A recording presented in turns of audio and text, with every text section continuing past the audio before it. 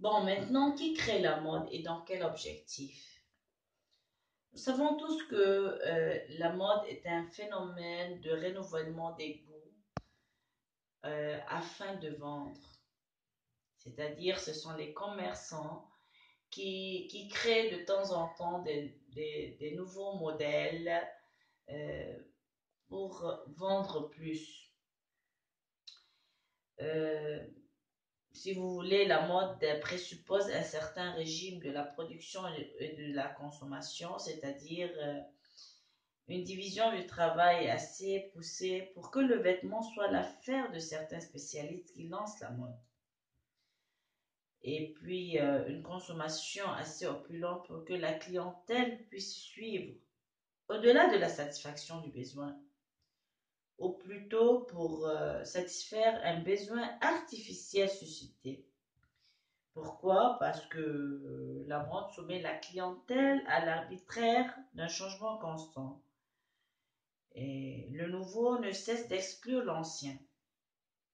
Toujours lorsqu'il y a une nouvelle mode, on ne on ne songe plus à l'ancien. Et souvent, on n'a plus envie même de porter nos vêtements qu'on avait achetés l'année surpassée et autres. La seule mode est toujours la dernière mode pour nous, le dernier cri. Une autre question aussi à poser, est-ce que lorsqu'il s'agit des vêtements militaires ou bien religieux, peut-on encore parler de la mode? Je vous dis bien sûr que non. Pourquoi? Dans la mesure où le costume est proprement obligatoire. Et c'est là qu'on saisit la différence entre société traditionnelle et société de consommation.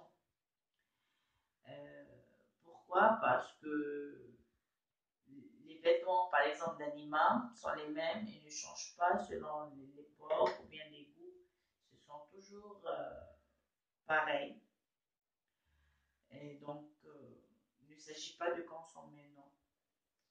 C'est pareil aussi pour les élèves de l'école. Ils doivent aussi porter un costume qui ne doit pas changer. Et ici, il n'y a pas de renouvellement de goût. Aussi, on est dans le même, ils sont dans le même bain.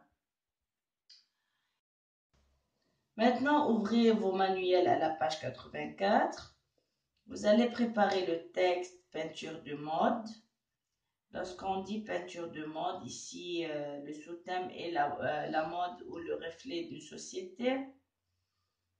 Lorsque je parle d'une préparation, c'est-à-dire vous devez étudier la situation d'énonciation, faire une lecture méthodique pour comprendre la voix de l'énonciateur. Et puis, vous allez, bien sûr, tout en faisant la lecture, relever tous les procédés stylistiques, les figures du style, etc.